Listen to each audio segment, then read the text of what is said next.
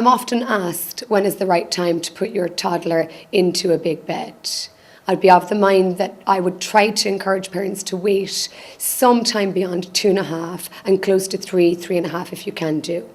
Obviously, lots of times parents feel they have to take their child out of a cot because they've been jumping out of the cot or they believe it's not safe. Before you change the sleeping location, I would try to maybe make sure that you can make the cot safe and make it less easy for your child to hop out or climb out of the cot before you make a big transition, before the kind of 2.5, 3 age group.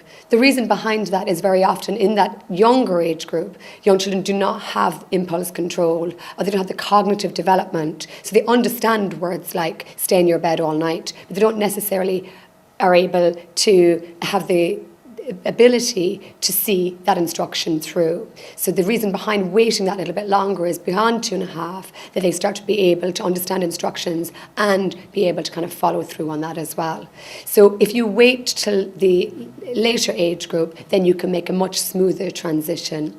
Clearly, if safety is an issue with the cot, then obviously you are left with no other choice. But once you move a child into a big bed, you probably have to figure out some ground rules around that. I'd encourage parents that if you don't typically stay with your child when they're in a cot and you're making a transition, that you don't get into the habit of maybe staying with them when you transition them into the big bed, because then you will maybe be required to stay at different points in the overnight period as your child drifts through their sleep cycles.